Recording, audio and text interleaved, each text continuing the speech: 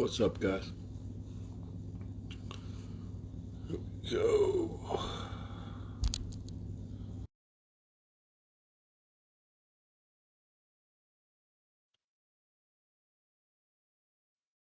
There we go. Why is it when I do pods with you, it's easy peasy? Then every time me and Mac try to do a pod these days, it just won't let us join. This shit's crazy. I don't know. It's giving you guys trouble whenever you try to start up. Every time. Like 100% of the time. Like to the point that we're having to use like StreamYard and third party sites just to make the connection because Instagram just won't. I don't know what it is. Yeah, Like I don't have any problems with anybody else. but And as man, soon as he and I try to do a pod, it won't let us. It just won't connect. Like it just will not connect the two of us for some reason. huh? That's weird. So what's new, man? It's been a little while. Yeah, not much, dude. Same old stuff. Been like you had said before, doing some tissue culture stuff here recently. It started to seem like it was pretty obvious that's where a lot of that stuff needed to go. And so, uh, other than that, dude, it's been pretty much business as usual. Is Well, how that about something? you? Is that something you set up on your own, or are you working with a commercial facility, or No, it's a private lab here. There's just me and the owner, and I had taken one of her classes a while back, and I went to a facility here for a little bit to help them. I was done with them, and I reached out to her. I said, "Hey, if you need anything a little deeper than that class, or you need anything that that class can help with." And so it started like one day a week. I'd come in and make like some media or do some tissue culture, whatever she needed, really, But that ramped up pretty quick because we started getting a lot of work in. It's one of the few labs that I know of that's like an actual lab that's run by somebody that has a degree to run the machines, to do all this and that, that teaches the classes, um, but that also has the gardening side because she had a few gardens also. so? My question is it all strictly like backup stuff, or is the goal eventually to create production plants that are going into commercial grows? Yeah, it would be. I mean, right now it's kind of up in the air. Right now we are working real hard on getting our own bank up. We want to collect the plants and be able to have them backed up. So if somebody comes to us in the future and says, "I want GG4," we can say, "Okay, yeah, we have that in tissue culture. Give us X amount of weeks to bring it out, and you can have it clean." But yeah, eventually, for sure, it's because the larger facilities is what's going to benefit from that the most, probably. So the small home growers, for sure, also. But that larger facility where they can call and say, we want to get up and going, we can say, okay, well, we put it together a couple different ways, but we can get a facility 80 days, we can get them, thousands of plants, at least some others, and they can be pretty small. So you can come in pretty incognito.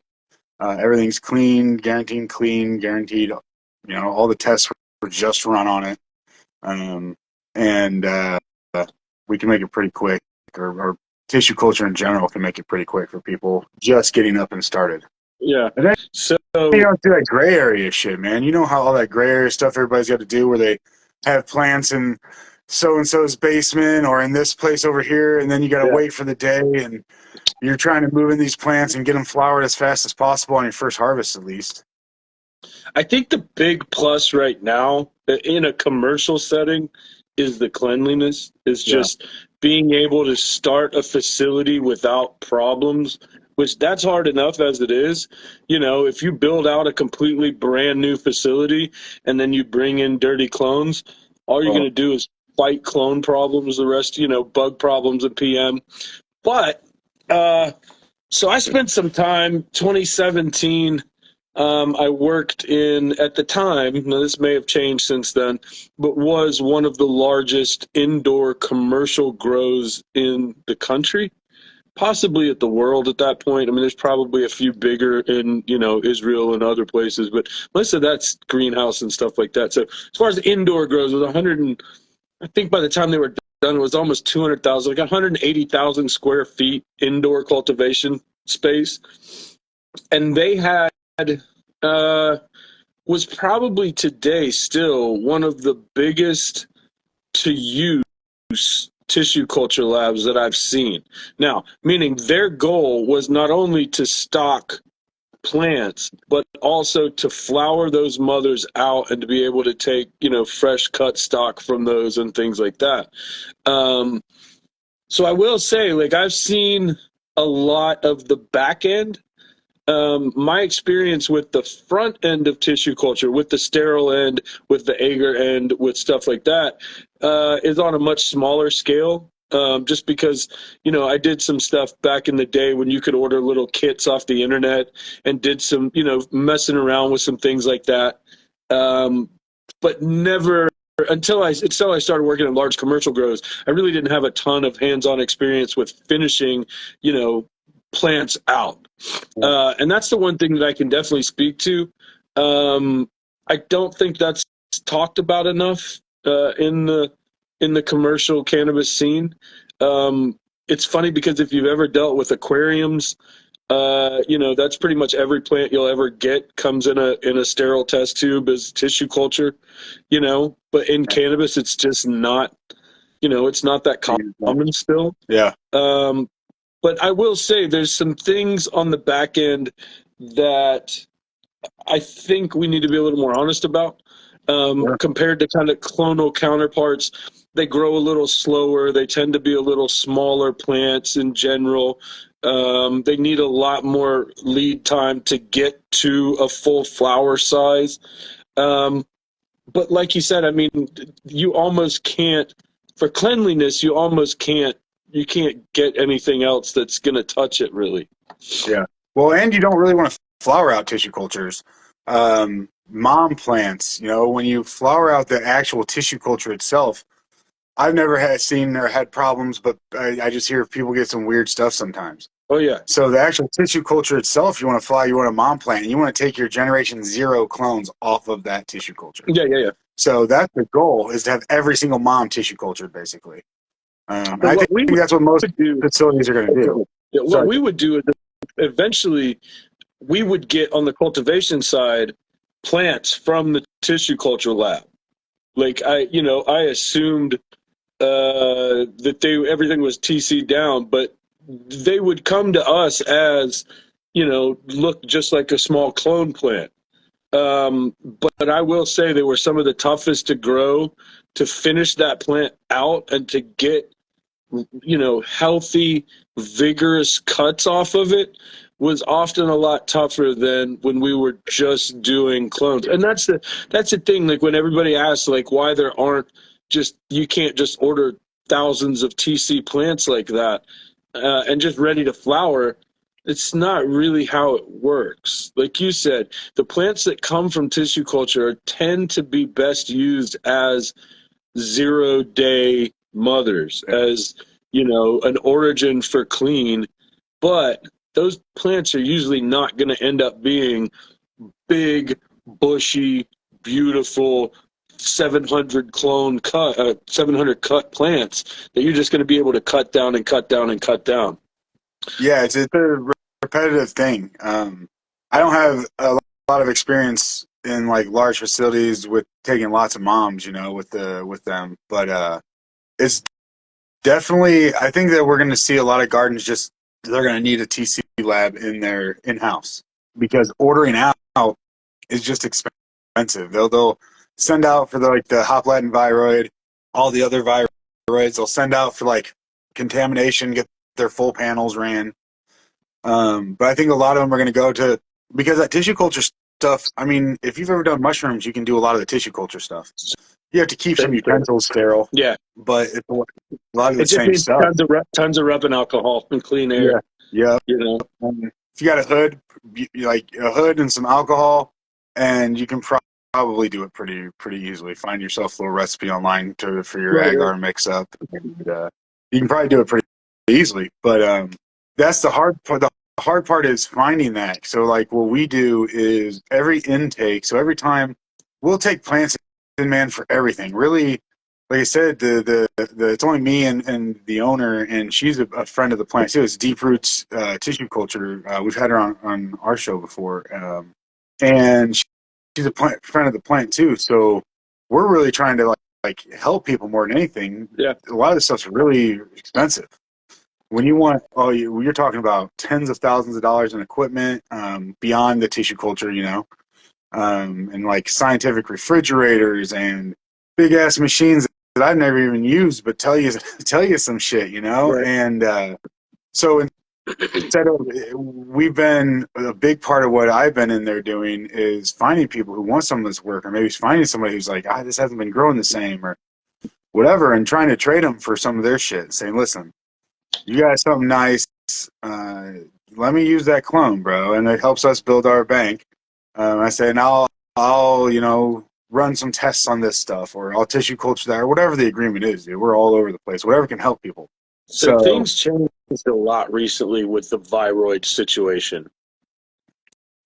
with the hop Latin, how they Just know that it's just going through to like, generally, I mean, I think that was kind of the one that opened the door. yeah, But I think it's over time become the larger realization that there's probably a lot of problems, especially in large commercial grows, that we haven't identified, that we probably think is just sick or unhealthy plants, which could be something more complicated.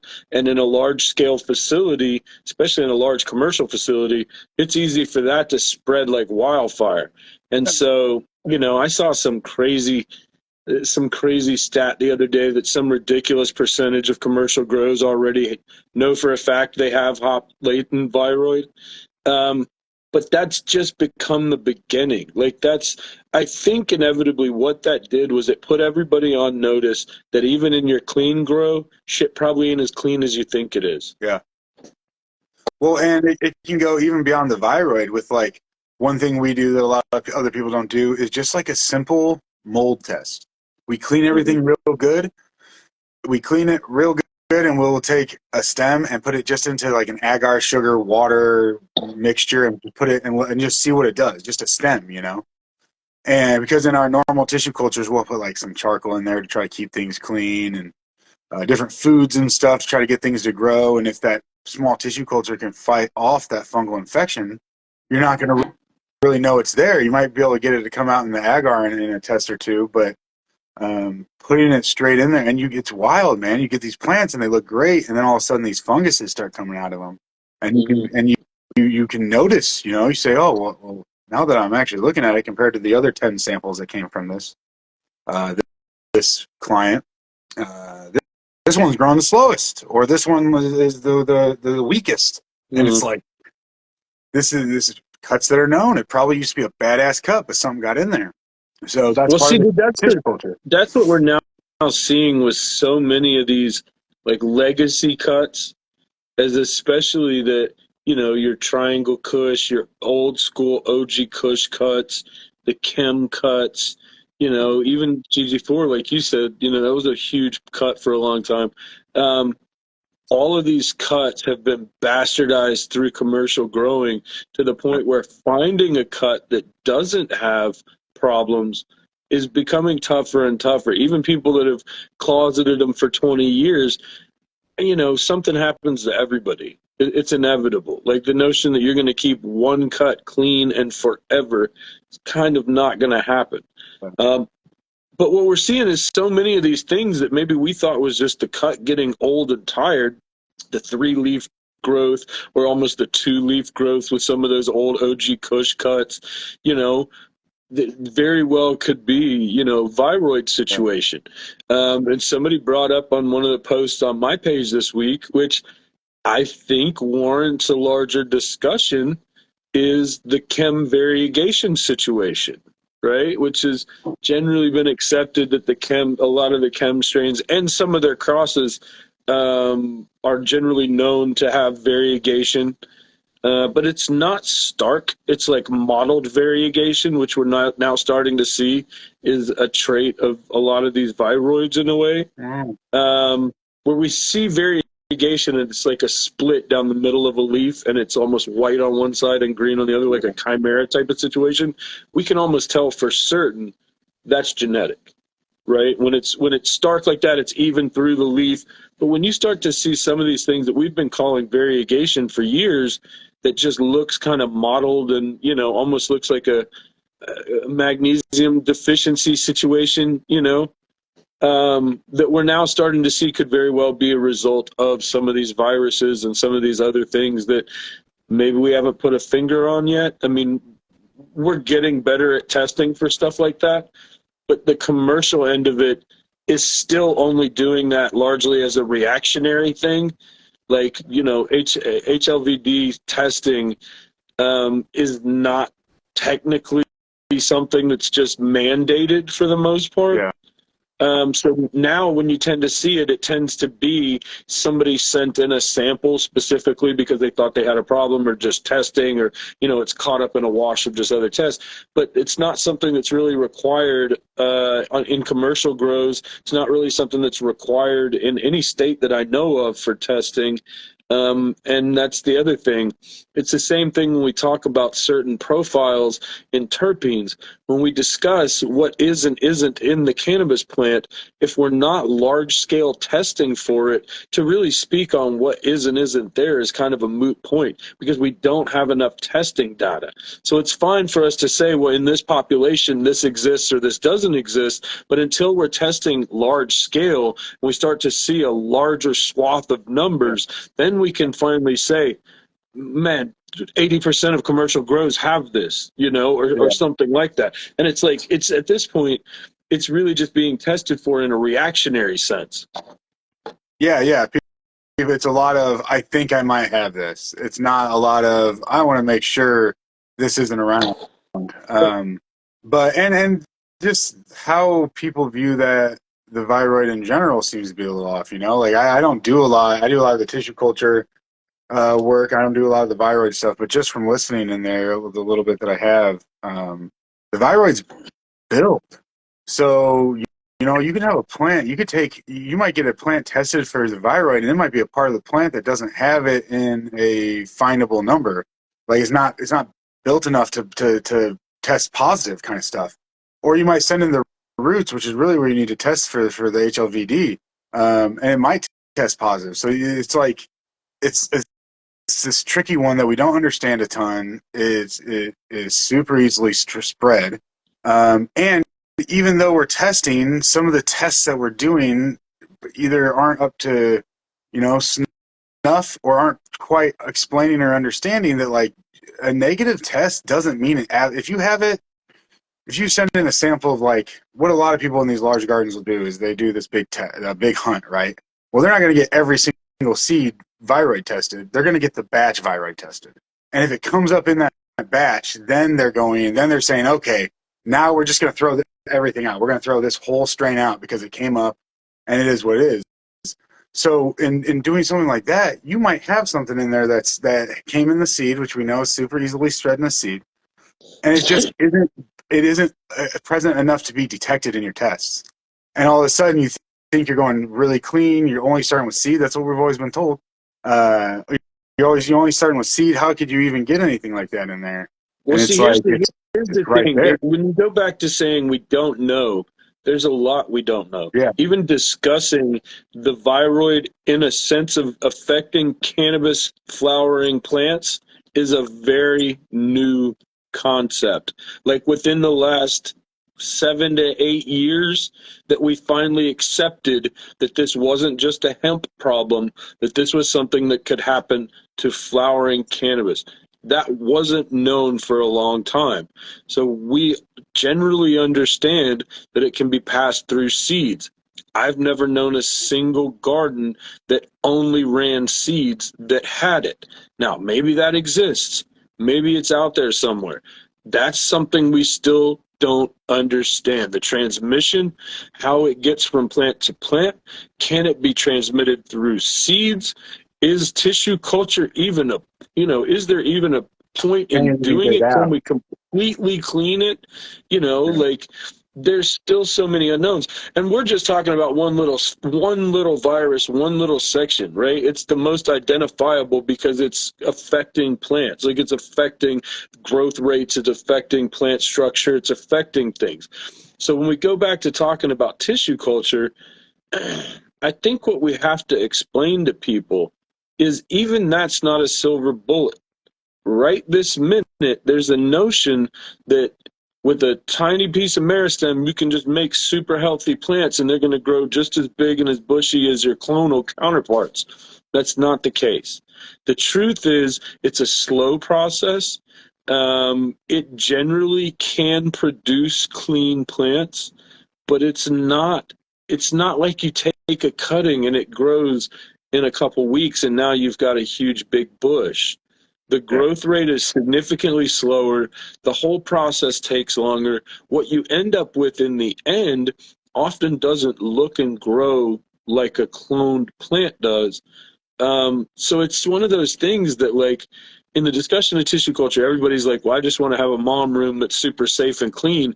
Most of the people that want that aren't the people that are clean enough to run a tissue culture lab. Yeah. Like, unless you have experience, like you said, unless you have experience with mushrooms or something like that, the sterilization process, the cleanliness process, you have to be literally lab sterile because you need to make sure you're not introducing other stuff, along the way. You're actually isolating and isolating things away from the problems instead of just dragging more problems in.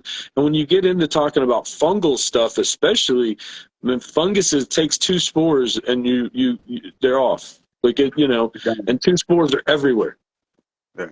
And it's the whole tub. It's not just like, it's not like you lost one sample or something. It's whatever, anything that's in that whole tub. We'll do like 6 or 7 samples in a tub. Everything in there's got to go. It might only be around one plant. Everything's got to go in that tub. So, Yeah. And meristem you brought up, I think there's a huge notion because meristem is not something, first off, that's even possible by a lot of people. And it's very, very hard. It's difficult. Meristem is going, it's hard to even comprehend how small it is because it's going down to the original cells of the plant.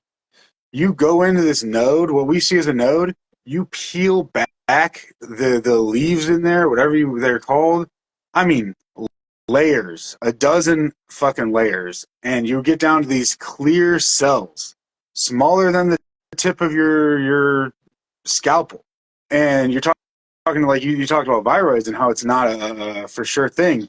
And it's like theoretically, if you went through there and right when you got to the meristem, you re-sterilized, everything went perfectly. Theoretically, you should be able to get a meristem out without having the viroid with it. But Sounds so easy. I have tried twice, and the first time was like very quickly, and the second time I worked on it for probably close to 45 minutes. I get it down to what I think is the meristem, and I smash it with my scalpel, not with like the flat end of my scalpel. I like went to I cut basically through the middle of it, but it's so little I basically smashed it with my scalpel. And so, and it was just done. It was just like, for some people that have been in a lab and practiced it and done it a lot, it's probably a little easier. But if somebody's saying they're going to meristem something and you can even see it, it's not a meristem. A meristem is done under a 45 scope. Some people do it under 100. The 100 can't get the depth. Like you can't see like the depth of the meristem, where the 45 is a little bit. It's small still on your scalpel, but you can see the depth on it. And it's just a little bit easier to work for some people. I think that's how I was taught. But it's cracks me up. I don't even want to say cracks me up.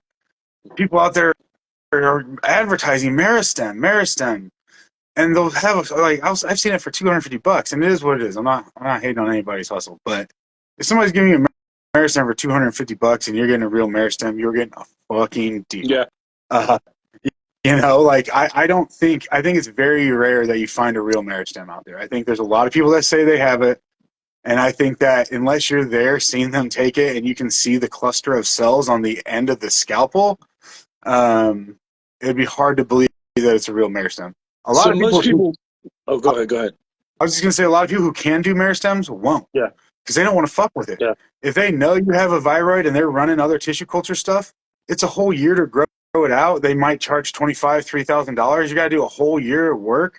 You got to get it down to this meristem, and it still might be positive. Right.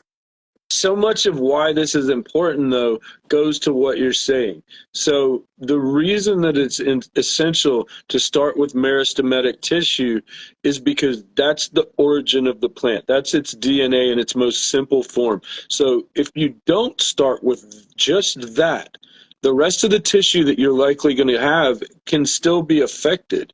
You can still turn around, go through the whole process, and still end up with a viroid. And that's why what you just said is so prescient, because so many people that truly care about this sort of work in a sense of, we want to make sure everything stays clean, they wouldn't even fuck with it, for the sense that it's almost not worth Yeah. it. Like, while all of these plants are valuable, losing everything is never the goal, right? Yeah. And you could literally, in a decent sized lab, you could lose everything with a couple bad samples. And that's the other thing, is that people don't really understand that what we're doing, or what you're trying to do in tissue culture, is so difficult that it's not something that can just be mass produced. It can't just be churned out. It's not really something that's super easy, at least in the very beginning parts. Once you get to later stages, it's a little bit easier to duplicate and but it's like starting and making sure that what you start with is an absolutely clean sample is not cheap, easy, you know. Yeah, for sure. And everything's constantly changing too. Like that the HLVD is what we know about, and alfalfa now is coming into it. But there's new stuff popping up now that weed's so big. There's new stuff. You need new machines for new tests on a lot of stuff, and it's like, and it's just it takes somebody who knows how to do it first off, and who can maintain it, like you said. Even the smallest, weirdest shit, like you move a building or you move a room that you're storing your samples in, and you don't have the same air. It's just like garden. You don't have the same airflow. Well, you might, if you have the roof of your tub a degree warmer than the bottom of your tub, you're going to get condensation problems. And we've gone through that. We've learned that the hard way. And you adjust stuff, and you change stuff, and you keep doing the best that you can. Every sample we take in, that's what we've noticed. There's one particular food mixture that like 5% of plants fucking love. The greenest tissue cultures, the best growth, the nicest. But it's like literally 5% of plants, maybe 10. So we take in 6 full tubs. We try to take in 30 to 40 nodes at a time when we do an intake. We make sure one tub is that. Then we'll add like some different hormones that'll make more nodes pop on one, just in case we need to, we know we can get 3 tubs out of this and out of this one, because we put in some hormone for that. We had What charcoal. hormone? Can I ask, what hormone do you use to create more sites like that? Because there's one that we used to use in cactuses that was called BAP. I don't remember exactly what it was. I'd have to look it back up. What you do is you essentially make a little incision behind the areole, and you would put this hormone right behind the areole, and within, a day to a couple weeks, you would just start having it pop like something was wrong. Like it would just start throwing like extra arms like crazy in places that it normally wouldn't do it for. And I was just curious. It's called PhotoAx. I don't know if that's like even short for something. That's just what we call it. What I write down in Probably the a book. brand name or something. Yeah, so many things like that. It's usually a brand name. But I just, when you said something about that, I remember specifically that there was a hormone that we used to use in cactuses that's super common. That we would, I'd have to look up what the actual name was, but like I said, it was super simple, and you just make a little incision and put some there, and the next thing you know, you could make it just grow arms in any way. So like columnar cactuses, like Trichoceres cactus, that people grow for spiritual reasons. Usually you want them to branch, but they're not normally going to branch unless they get to a certain height. And so what you could do with this is you could also do it when you're doing grafting, and it would give you, more hormone to the graft site and things like that. Yeah, But nice. usually it resulted in more branching or more, specifically more sites. This PhotoAx is yeah, that's exactly like it takes them, and they don't even look that happy, honestly, with it. Their leaves curl every single plant, especially if you use full strength. A lot of the stuff we've gone to is quarter and half strength now, but the leaves curl. They don't look very happy, but they grow so vigorously, and they'll sprout out 3 or 4 new node sets to another Tubbs 1. But And it just, it works. specifically vertical, What was that? vertical growth. Yeah. I mean, some horizontal too. It pushes out a little bit too. The tub will be full of leaves. But yeah, it's cool. There's really a lot of, honestly, I just make the mixtures I'm told to make there. Yeah. Uh, Rachel, she's the one that owns it. She's the one that's been doing it for like 5 years now, 6 years now. Do you guys And so, do testing as well in house? yeah, yep. All of our viroid testing's right there. All the mold testing. She calls it the full panel, and I'm not going to remember, but it's 5 or 6 different viroids. And she always, so I know that the place she orders from is who keeps us up to date. They'll send us stuff like, hey, a lot of this has been going on in Oregon and Washington area. And then they send, you have to have certain compounds to be able to read what is in these plants sometimes to find these viroids or to find these problems. So, and I don't even remember what it's called, but then they send you this compound. They say, yeah, mix this with the plant, throw it in your little machine, see what it reads, and it can tell you this new thing you're looking for now. I wish I knew more scientific words for everybody for it, but Yeah. I've wanted to talk sorry. to somebody for a while specifically about testing, just about some of the things that I don't understand, specifically like what it would take to do full analytical testing on a strain. So essentially to take a particular strain and not just test for cannabinoids and terpenes, but to test for every active that's there. I mean, essentially full panel of everything that's there. And that's the other thing, like when you get into testing for viruses, that's significantly different than if you're testing for compounds, if I'm not mistaken. Like just the whole process of identifying what you're seeing is significantly different than just having a standard, testing against that standard and just saying, well, you've got THC, you've got CBD, so viroids are just a whole different ballpark of weird as far as analytics go. So that's just another one of those things that I'd love to talk to somebody, that does analytical testing full time that can answer, some of those basic questions that, let's be honest, when we talk about what is and isn't present in cannabis, until we start to see large scale testing and a broad test of everything that's present, we really can't say what flavor, what odor, what smell is responsible or what compounds are responsible for what smells and flavors until we see everything that's there. Yeah. Or feelings. What makes you feel like you can say a little bit of it, but that's a whole different fucked up discussion, because that's another one that we get into a lot really heavily when we talk about psychedelics, just because it's so tough. So much changes variability between setting, experience, to even have a discussion about what you're feeling and how much of that is purely the chemical versus your day and your diet and your mood and how you felt that morning and what you ate that day. All of those things are significantly more important aside from the dosage than what you take. So it's like we always say that when people ask me, go dogs, when somebody asks me, like how's it going to make me feel? And I go, bro, I couldn't tell you. I mean, anybody that tells you that is lying to you. Like, I can't tell you how a strain is going to make you feel. Now, I can tell you it's a little more indica, it's a little more sativa, and you can assume based on that what you will. But, man, let's be honest, man. The nature of subjective experience and describing subjective experience is tough. And it's tough and no matter what the chemical we're talking about, whether it's weed, whether it's hallucinogens, whether it's mushrooms, having 10 people take the same thing in the exact same setting, you're never going to have 10 of the exact same experience. Everybody's going to experience things differently.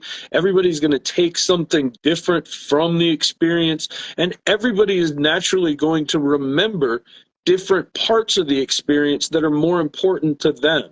Whether that's, a joint you smoked or whether it's mushrooms you took, it's a very similar problem in trying to get people to describe what they're feeling, but also to do it in a subjective nature where you kind of remove, all of it's tough, man. Yeah. Oh yeah, for sure. Yeah, it's all even I mean, it's like playing the telephone game. Right. You're already having to Right. describe it to somebody else, so already you're losing some kind of significance in the explanation. Yeah.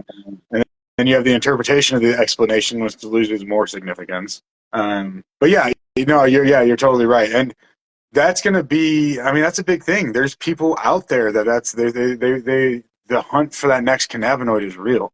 So how else do you find the new cannabinoid? You have to test for everything is in there. When you find something in there, you're like, I don't know what this is. You you figure it out. What is it? I mean, but yeah, we've never done anything like that there. But definitely, all viroid, all mold, and all bacterial. So like, we just had a test that came in, and two of the plants on their just straight up mold test. We washed them, did everything. When we wash them, we do a nice bleach wash, we do a nice alcohol wash, and then we do a nice like this just a straight up distilled water wash. And then we see, and two of these failed just a fungal test. So then the next step is, what fungus is this? Is this something that's in somebody's wall? Is this something that hurts your plant? Is this something that doesn't hurt your plant? I hate to Why interrupt. is it Is still the there? immediate assumption not the obvious? Well, when we wash it, we would like to assume at that point that we didn't do something wrong and that it came from Oh no, but what I'm inside the saying is, plant. wouldn't the first and most obvious thing to assume be the most obvious answer, which is usually either botrytis or powdery mildew? Yeah, you're right. And a lot of it is botrytis presents itself uh, differently or oddly. I didn't recognize it as botrytis the first time I saw it in tissue culture. Botrytis in a tissue culture likes to spread real thin, just like one real thin layer on top of the agar, at least the botrytis that we came across. Um, and it almost didn't even look like a mold. It almost looked like the agar was drying out. And that's why I took it out of the samples, and I was like, hey, I took it up to Rachel. She's the one who works there. I was like, this looks funny. Like, is that just drying out or what? She's no, that's botrytis. But yes, you're probably right. That is probably what it is. But we still like No, to yeah, test it and to obviously, make sure, right. because a lot of times we won't have some of that. Not a lot of times, but some of the times we don't have it actually show up in the tissue culture. So then it's okay. This plant's strong enough to fight whatever this is. Is this something that's attacking the plant? Is this something from a poor wash on us? Is this something? What is it? Who knows? But that's another thing that a lot of people don't do. But I got to Oh, you have a ask, fungal what is infection. what does PM look like on a petri dish? Yeah, I've never seen it. Oh, I I've got never you. seen it. I've never seen it pop out on any of the plants. I've never Really? seen any of that. You've Not never yet. seen And powdery mildew firsthand? I've seen powdery mildew, never on Oh, the just tissue culture. never in a lab. Yeah, I got you. I got you. I've seen powdery mildew. Yes. Fuck, have I seen powdery mildew? Um, I've breathed powdery mildew before. Dude, if you haven't seen powdery mildew, you're very lucky. If you're gardening and Yeah, haven't seen powdery mildew. yeah. Um, But you've never seen it on a dish. No, I've never seen it grow out on a dish. I've never seen it grow out on a plant in the dish either. So I mean, everybody makes, even when you're in sterile shit, you get mistakes and you get little infections here and there. That's why we take so many nodes, because you never know Yeah. when, we wear a mask, but you never know when that one's going to get through. You never know when your hand's not going to be sterile and it's going to touch some spot that's going to touch the side of something else that's going you just don't know. So, Spores are everywhere. yeah, Spores are everywhere. but You know. her SOPs are pretty tight, man. And in the shit thousands of tissue culture I've done now, um, I mean, probably less than 1%. We might pull one or so, one or two a week, I'd say we can find in there, and a lot of that's from condensation, because 1 degree difference, dude. I'm telling you, that's the hardest thing to fight in the room. If you're not cold storing long term, the room that your cultures are in, you have to have the little grow light there. That creates heat, and then you usually have it stacked, so you have them sitting on top of a grow, like on, so you have to have a separation there. But if your temperatures aren't, if your temperature is one, especially 2 degrees difference, it's you get condensation hard, and it's sometimes hard to get 2 weeks out of a tissue culture before it's just too wet. And when you pull condensation out of agar, your nutrients, nothing in there is mobile. So if you pull condensation out, your nutrient solution is getting stronger. And a lot of these nutrients are sitting at the common EC for a normal nutrient solution is 6.0 in the agar. And that's gone for all three of the nutrient solutions I've tested so far, the different ones, all at 6.0 EC. I'm sorry, that went right by me. you know wild? That's Yeah. like 3,000 ppm. Dude, it's huge. And That blew me. It took me a minute, man. It's like think because about I want to say, yeah, I want to say 3 EC is close to 1,500 ppm. That's hot. But it, dude, that's it. That's it. That's all. That's everything it gets. That's everything that it everything. has to live off of. Whereas, it's a little bit different when you have a root zone and stuff like that. But is that what you feed all the way through? Is that essentially a consistent EC feed all the way through? Yeah, all the way until we start to harden them out or bring them out and harden them off. 6 and sometimes even more because we like to experiment. Mm-hmm. If we are going to be running, let's say we get a plant in and we're going to we've only got a couple nodes of it, but they want it back and they want a lot of nodes back, right? And we're like, well, shit. Easiest way to get a lot of nodes is to grow out the plant. We don't have that luxury, so we would put it in there. We do like 1.5 times the 9 EC, and we would run that Phyto-X, that hormone, and we'd throw it into tissue culture, and those things just blast. They're not the happiest, but fuck, do they grow? And then take them out, put subculture them, put them into a new normal tissue culture, and all of a sudden you made your 10 in 2 weeks.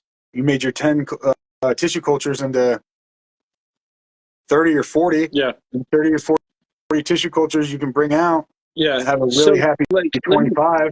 Let me ask you a question because the part of it that I'm not as familiar with is in between something that's about this tall and something that's going into a grow space. So the reason is when I worked in the big grow, we would get small plants and they would be, maybe 18 to 20 inches tall, and we were told they were from tissue culture plants. Now, I never really understood if that was directly from a tissue culture plant or if it's a cut that's taken from a tissue culture plant. The reason I'm curious is because now that you're telling me that you guys feed at such a high EC, my curiosity is once that plant converts to a plant that's now rooted and is growing in a grow room, does it still need that kind of feed to keep healthy?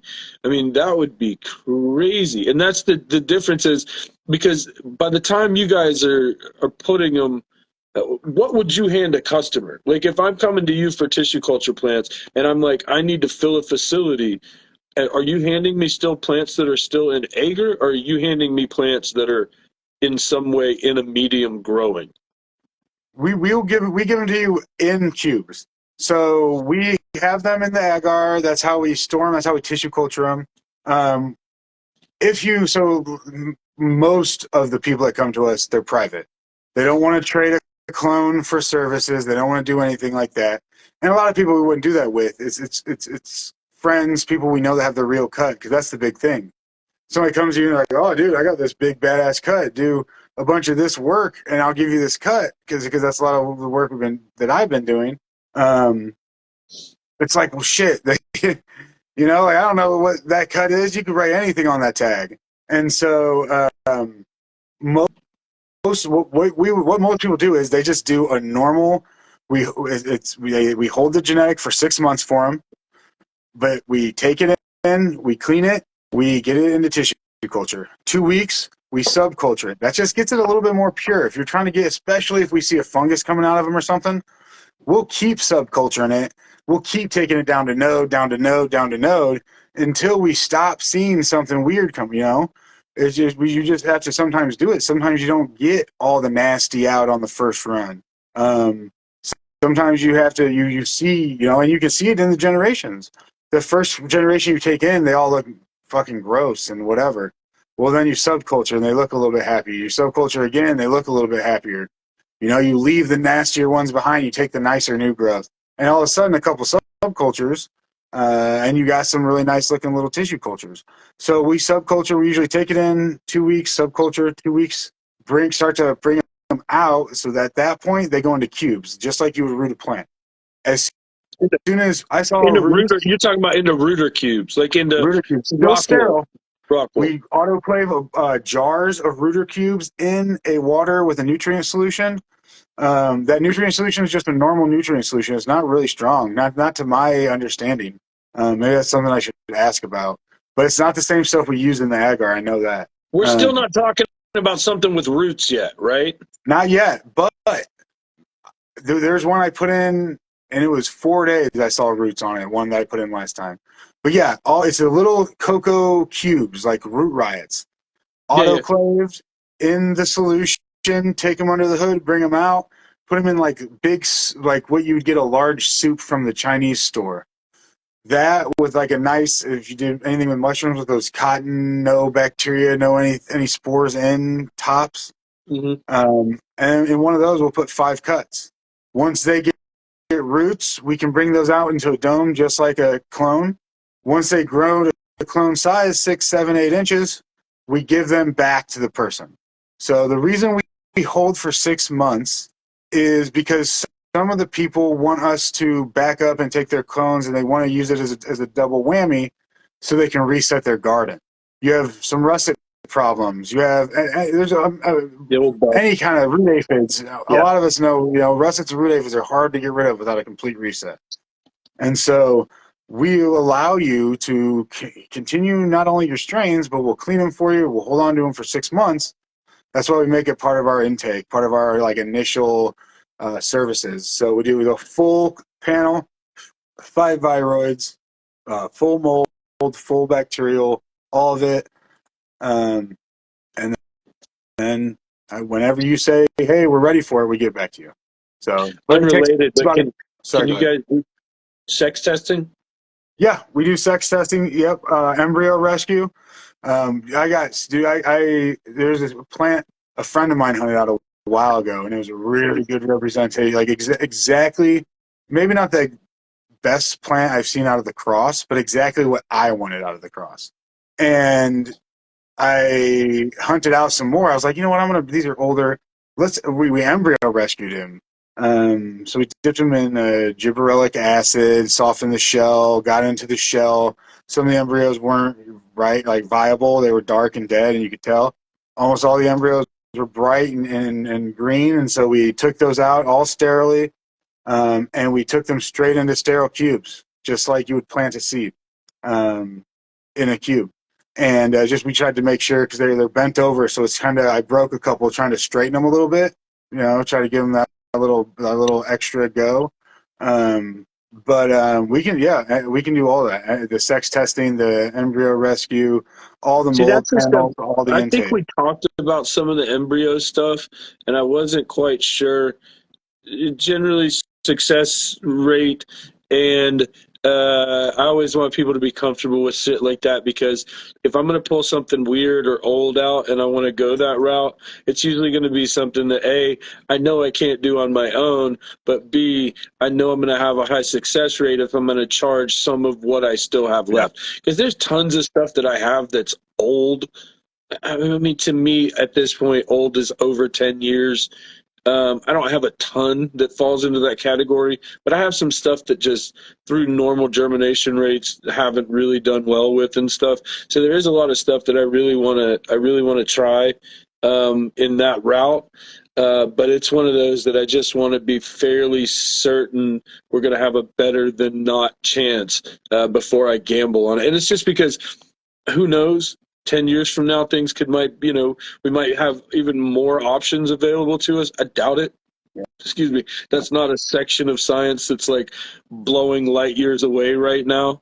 But it is kind of funny when you see people polling, when you see news stories about they took some 2,000-year-old date palm that we've never seen, and they took a seed and germinated and grew it out.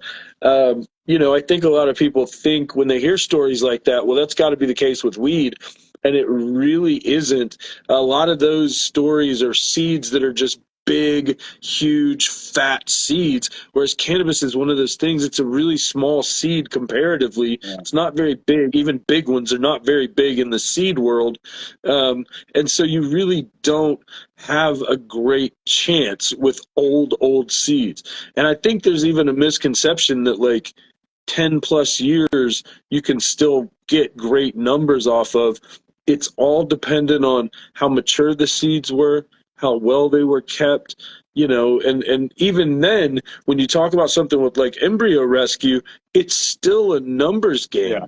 It's still a numbers game because out of 100, you might have a handful that go on to become healthy plants, and that's still not great numbers. And that's at the 10-year point. Once we get over 10 years, when I start seeing people talking about they're busting out their grandpa's weed from Nam and, shit from the 60s, and even the 80s now are like 40 years ago. So Yeah, it's like, the notion that somebody's popping seeds from before that, from the 60s or from the 70s or from the 80s, even if they were well kept, the chances are very low. You need thousands to hopefully get a handful of plants. Best case, for sure. And the embryo rescue, like you said, like our last one that we went at, we were experimenting with different funguses because those older seeds, the thought was that the older seeds are going to lose a lot of their biology, at least at a bare minimum. And so maybe if we give some of that back to them, so we use FOOP, which is like a organic rooting agent, and we use just a mycorrhizal powder, and we got 50-50. And those were not with, we were practicing. Like that was not with old seeds. That was with seeds where if we would have planted all of them, we probably would have gotten better numbers. But the big thing is as your seed ages, it gets a harder shell and it gets a thicker shell and it gets tight in there and less of it, less and less viability. Less moisture exchange. As it hardens up, you Yeah. get less moisture exchange. And it's you. So what I would advise to anybody who's wanting to pop old seeds, maybe try to get a little scratch. That's where the scratch and the crack and all that stuff comes in, is just to get moisture inside the seed. I would, like with old seeds for me, I try to germinate it myself. If it's not looking like you're going to germinate after my 2-day soak, usually 1-day soak, you can see something that tells you. 2-day soak, if I'm not seeing something, straight to gibberellic acid, cutting that seed open. I cut it right around where it would naturally open anyway. Just try not to cut in really hard. Hold it with the freaking tweezers, whatever, the long ass fucking tweezers, and cut right around where it would try to open anyway. Peel that seed back, and inside you'll see it just looks like a little bitsy baby plant. That's the embryo, and I think I'm more of a fan, not even doing a full embryo rescue. If you can get into that seed a little bit, get that thing halfway open, then try to pop it. I think there's better success that way than doing full embryo rescues, because that seed has so much food in it and it's so much more natural that we've seen when we do the full embryo rescue. Shit'll look great. Everything comes up. But then we get this weird dying off, or this weird, like it just doesn't grow or whatever. And it just is weird. It's just weird, dude. I don't even know how else to explain it. Haven't done a ton of them. So, but yeah, we definitely will fucking do it, and we take the pictures and we show, hey, this embryo wasn't viable, or here's how this embryo went, and here you go, and send it back to you. Yeah, it's one of those things that like we have a lot of discussions about seeds. I like to be very practical with people as far as expectations, because I've seen, man, I don't remember. I do remember, but I don't want to say.